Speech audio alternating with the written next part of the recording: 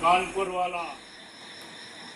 विकास दुबे की police encounter के बाद उत्तर प्रदेश समेत तमाम उत्तर भारतीय राज्यों में इस इनकाउंटर को जातीय आधार पर जोड़कर देखा जाने लगा है। पुलिस के इनकाउंटर पर सवालिया निशान लगाने के बाद अब देश का तथाकथित प्रबुद्ध वर्ग इसे जातीय चश्मे से देखने लगा है। इस कारण इस दुर्दांत अपराधी के प्रति लोगों की सहानुभूति भी दिखने लगी है। लेकिन जातीय चश्मे से देखने वाले लोगों को इस बात को समझना होगा कि इस दुबे ने ज़्यादातर चौबे, मिश्रा, शुक्ला जी जैसे लोगों को ही मौत के घाट उतारा था। ज़्यादातर अपने ही जाति बिरादरी के लोगों की संपत्तियां छीनी थी। विकास दुबे के इनकाउंटर के बाद सोशल मीडिया पर बैठा एक वर्ग जातीय रंग को छिपे तौर पे अलग अलग तरीके से अपने अपने शब्दों में बयां करता दिख रहा है। लेकिन सच तो यह है कि अपराधी और साधु की कोई जाति नहीं होती।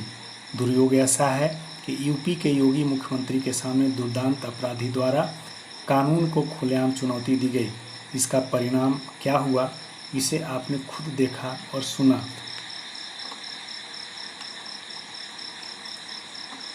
भारत का संविधान तो जन सामान्य से लेकर दुर्दांत अपराधी तक को मूल अधिकार प्रदान करता है, किंतु अपराधी प्रवृत्ति के लोग संविधान को हमेशा दरकिनार कर चलने में विश्वास रखते हैं और पकड़े जाने की स्थिति में संविधान और न्याय पद्धति पर विश्वास की दुहाई देते देखे जाते हैं और कानून तथा न्यायपालिका पर भरोसे की बात करते हैं, क्योंकि उन्हें पता होता है कि साक्ष्य पर चलने वाली न्याय व्यवस्था से कैसे बचा जाता है।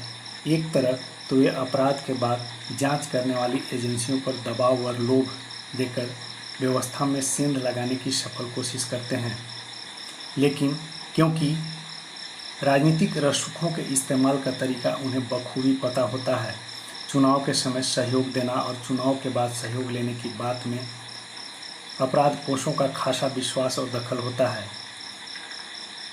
हमारे देश में लोग व्यवस्था के बिकाऊ होने की बात भी बखूबी जानते हैं। नोटों की ताकत से बिकाऊ व्यवस्था की जांच एजेंसियां बिकने में ज़्यादा वक्त नहीं लेती हैं। 3 जुलाई को बिकरू में विकास दुबे के घर पर दबिश देने गई पुलिस टीम में से ही कई लोग बिके हुए थे, जो आज उसी पुलिस तंत्र के गिरफ्त में हैं। दुर्दांत अपराधियों के डर से हत्या के मामले में गवाह भी मुकर जाते हैं और न्यायालय में गवाही देने से मना कर देते हैं। इसके अलावा कुछ समय बीतने के बाद घटनाओं के गवाहों के परिवार के सदस्य कहने लगते हैं कि जिसको जाना था वह तो चला गया, अब तुम्हें क्या लेना देना, मत दो गवाही, छोड़ दो, क्यों लेना चाहते हो अपराधी प्रवृत्ति के लोगों से पंगे।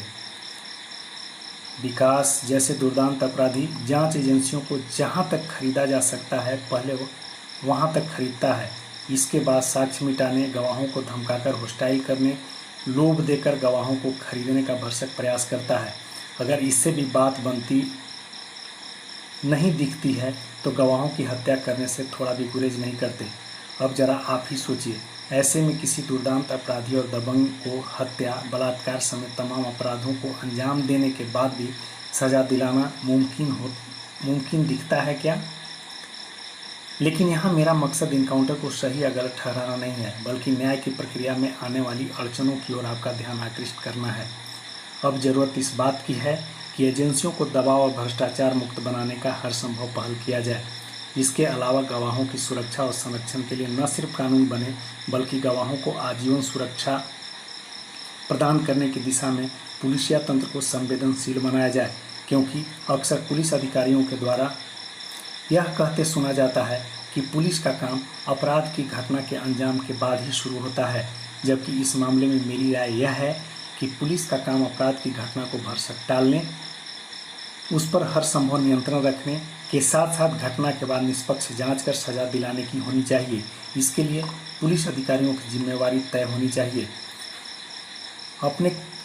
आपने कई मामलों में सुना होगा कि हत्या की धमकी मिलने के बाद पुलिस के पास गुहार लगाने पहुंचे आम जन को पुलिस दुत्कार कर भगा देती है और उसकी हत्या के बाद थोड़ी सक्रियता दिखाकर पुलिस जल्द ही शिथिल हो जाती है। इस हालत में निष्पक्ष जांच की बात केवल कल्पना सी लगती है। सभ्य समाज में होना तो यह चाहिए कि नियम कानून पालन करने वालों की जान माल की हिफाजत के लिए पुलिस और प्रशासन को विशेष ध्यान रखना चाहिए। जबकि कानून को दरकिनार करने वाले लोगों के प्रति सख्ती किए जाने की सख्त आवश्यकता है।